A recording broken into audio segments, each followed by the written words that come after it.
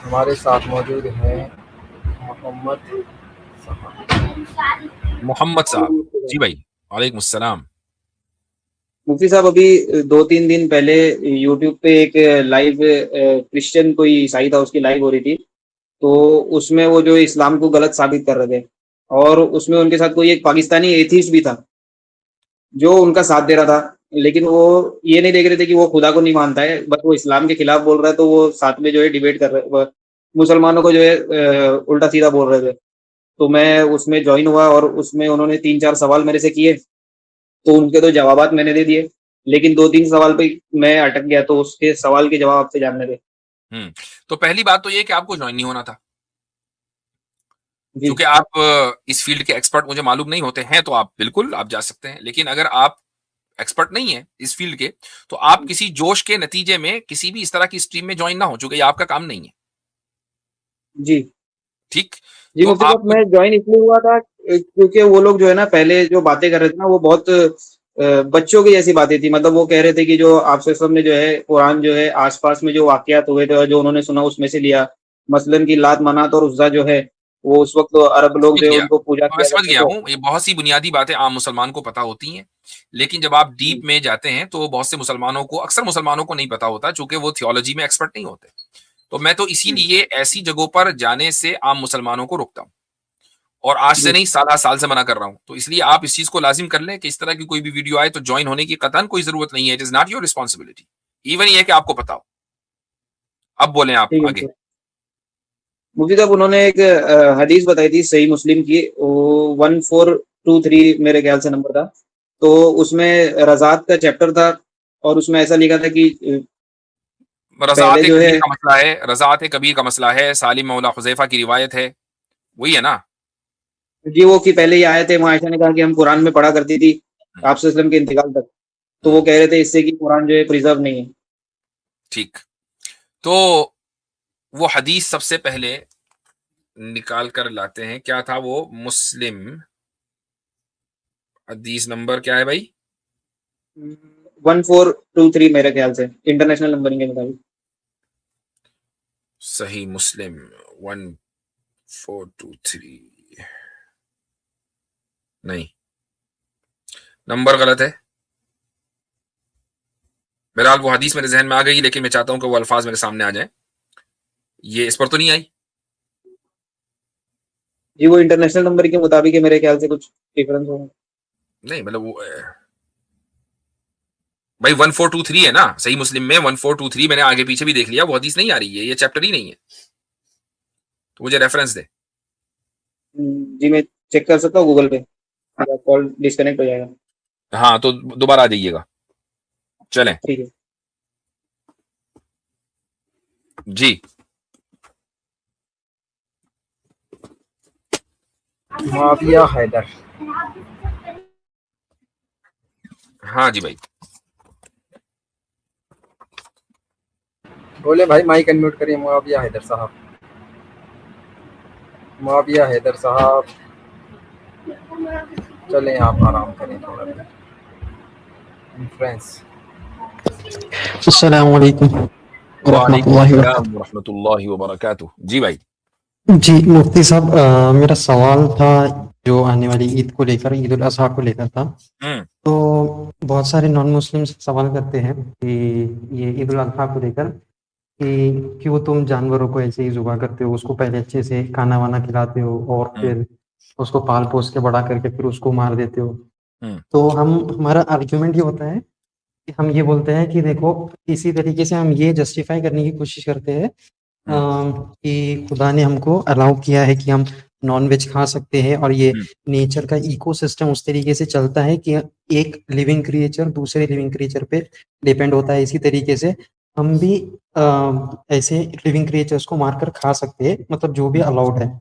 और हम्म। वो एक डिसिप्लिन तरीके से अगर जब तक हो तो उसको हम उस तरीके से उसको जुबा करके खा सकते हैं। तो हम्म। यहाँ तक ठीक है, यहाँ तक मुझे भी समझ में आ गया कि जब तक किसी लिविंग क्रिएचर को हम किल कर रहे हैं, अगर वो हम्म। नेसेसरी रीजनिंग की वजह से हो रही है, हम्म। तो वो ठीक है। मतलब नेचर उसी तरीके से काम करता है, इसमें तो कोई दो राय नहीं कि नेचर में जब तक हम दूसरे लिविंग क्रिएचर को मतलब किल नहीं करते, हम नहीं करते, एक हम अपने आप को सर्वाइव नहीं कर सकते। आप सीधे लेकिन सवाल बात पे तब आ आती जाए। है, जी जी जी, तो बात तब आती है जब ये हम हर साल में, जब ये लॉ है हमारे शरीयत में कि हर साल एक फैमिली की तरफ से एक जानवर को जो अलाउड है, जो मीन्स जो लॉफुल जानवर है उसको ज़ुबा करके अपने रिश्तेदारों में और दोस्तों में और गरीबों में इस गोश्त को बांटकर सेलिब्रेट करना है। ये हर साल में ये जो फर्ज करार दे, इसको हम कैसे जस्टिफाई कर सकते हैं? बिकॉज अगर वो खाने की इजाजत है वहां उस हद तक ठीक है, लेकिन ये जो सेलिब्रेशन की बात है, कि हर साल इसको सेलिब्रेट करना है, उसको स्लॉटर करके और उसके गोश्त को बांटना है, तकसीम करना है गरीबों में, मिस्किनों में, वो ये क्यों जरूरी है? हम इसको इसको कैसे जस्टिफाई कर सकते हैं? नहीं, गोश्त को बांटना सुन्नत है, जरूरी किसने कहा? जरूरी नहीं मतलब अब जुबा करना तो जरूरी है ना, मीन स्लॉटरिंग करना, हाँ सुन्नत नहीं, जरूरी मीन्स फर्ज नहीं है, हाँ, लेकिन रिकमेंडेड है, ये बोल सकते हैं। ठीक है। तो आपको यानी उस जिसको भी एतराज है उसको ये एतराज है कि गोश्त गरीबों में क्यों बांटा जाए? नहीं, गरीबों में नहीं, इस तरीके का हर साल में सेलिब्रेशन कि हाँ, ठीक है, हम अगर हम ये कह रहे हैं कि ओके हम नॉनवेज कंज्यूम कर सकते हैं, उसको खा सकते हैं, तो लेकिन भाई इसका वो जो मतलब ये हर सेलिब्रेशन है एक, ना, वो सेलिब्रेशन जानवरों को काटने की वजह से नहीं है। को बड़ी बात, तो बहुत सारे जानवर काटे हैं और जनाब सेलिब्रेट हो रहा है। सेलिब्रेशन है इसलिए जानवर काटे जाते हैं, जानवर काटे जाते हैं इसलिए सेलिब्रेशन नहीं है। हाँ ठीक है, ओके, पर लेकिन सेलिब्रेशन अपनी सवाल जगह है, हम, यही वजह है कि एक आदमी जो जानवर नहीं काट सकता उसके पास इतने पैसे नहीं है, सेलिब्रेशन उसके लिए भी है। ठीक है, लेकिन ये सेलिब्रेशन का भी एक रीजनिंग है, वो रीजनिंग पे भी क्वेश्चन वो है, बिकॉज रीजनिंग ये नहीं है कि जानवर काटे जा रहे हैं। नहीं नहीं, वो- समझ गया मैं।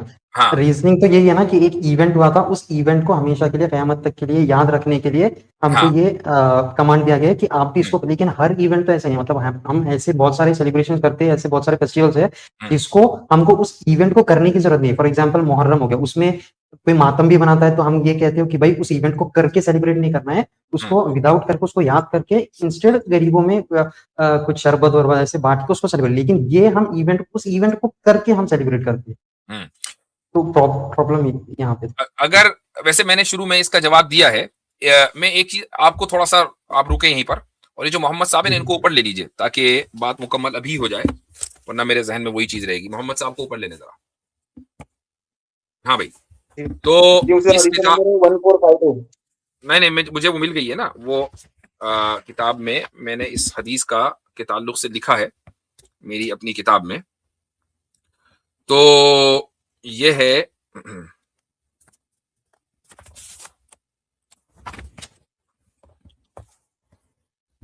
अच्छा जी, इस रिवायत में है कि हजरत मुस्नद अहमद में आई है, और यही रिवायत है कि जिसमें हजरत आयशा फरमाती हैं कि आयत रजम और रज़आतुल कबीर की 10 आयतें नाजिल हुई जो एक कागज पे लिखी हुई थी और मेरे घर में तख्त के नीचे पड़ी हुई थी। जब रसूल अकरम सल्लल्लाहु अलैहि वसल्लम बीमार हुए तो हम आप अलैहिस्सलातु वस्सलाम के कामों में मशगूल हो गए और एक जानवर आया और उसने उसको उन सफात को खा लिया। ये मतलब ये रिवायत है, जी नहीं मुफ्ती साहब, ये रिवायत नहीं है। अच्छा, जी उसके थोड़ा बाद मुस्लिम डिफरेंट की एक और रिवायत है कि हजरत आयशा फरमाती हैं कि ये आयत के 10 मरतबा दूध पिलाना है, पिलाना हुर्मत पैदा करता है, कुरान करीम का हिस्सा थी। फिर ये आयत मनसूख हो गई और आशिर की जगह खम्स आ गया कि 5 मरतबा दूध पिलाना हुर्मत कायम करता है। फिर आप सल्लल्लाहु अलैहि वसल्लम की वफात हो गई और इस आयत को कुरान का जुज समझकर पढ़ा जाता रहा। जी यही ये है ना? यही है। ठीक है। अच्छा जी, अब ठीक है, इसके आगे मैंने लिखा है कि यानी कुछ लोग जिन्हें यह मालूम ना हो सका कि आयत मंसूख हो चुकी है, वो लोग इसे कुरान करीम की आयत समझकर पढ़ते रहे। बाल्फाज दीगर ताखीर से आयत मंसूख हुई। आप सल्लल्लाहु अलैहि वसल्लम ने अपने खुतबों में या किसी के जरिए मुनादी कराकर ये ऐलान नहीं कराया करते थे कि फला आयत मंसूख हो गई है, बल्कि अपने कातिबीन को बयान कर देते थे और इस तरीके से बात फैल जाती थी। चूंकि ये आयत बहुत ताखीर से मंसूख हुई, जिसकी वजह से कुछ लोगों को यह पता नहीं चल पाया, तो वो इसको कुरान का हिस्सा समझकर तिलावत करते रहे। इसमें क्या मसला है? जी मुफ्ती साहब, वो इंग्लिश ट्रांसलेशन जो वो पढ़ रहे थे ना sunna.com पे, तो उसमें आखिरी अल्फाज था कि this was recited in the Quran till the death of the profit सल्लल्लाहु अलैहि वसल्लम। नहीं, तो वो मैं तर्जुमा रिसाइटेड कर इन देता द हूँ, वही कुरान तर्जुमा है, कोई अलग नहीं है। फिर आप सल्लल्लाहु अलैहि वसल्लम की वफात हो गई और इस आयत को कुरान का जुज समझकर पढ़ा जाता रहा। यानी वही नहीं करी मैं पढ़ती रही, कुछ लोग पढ़ते रहे, चूंकि लेट से अच्छा। बहुत आखिर से मंसूख हुई। अच्छा, क्योंकि उसमें वो था कि was recited in the Quran.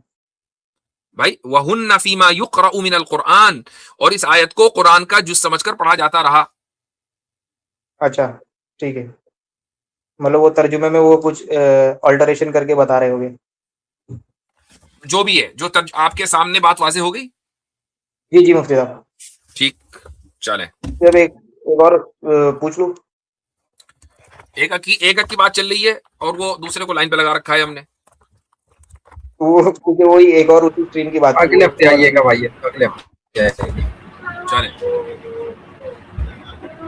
मैं आप सभी हजरात से ये गुजारिश करूंगा कि इस वीडियो को अपने जितने भी ग्रुप्स हैं उसमें शेयर करें। इसी तरीके से अगर आप लाइक करेंगे तो उससे ये होगा कि जो यूट्यूब एल्गोरिदम है, तो आपके जो फॉलोवर्स हैं या जो आपसे लोग जुड़े हुए हैं उन तक ये वीडियो पहुंचेगी। ये जरूरी है कि इस्लाम का जो पैगाम है मुसलमान नहीं पहुंचाएंगे तो फिर कौन पहुंचाएगा? हमारा काम है यहाँ आकर गुफ्तगू करना, आपका काम है इस गुफ्तगू को आगे पहुंचाना।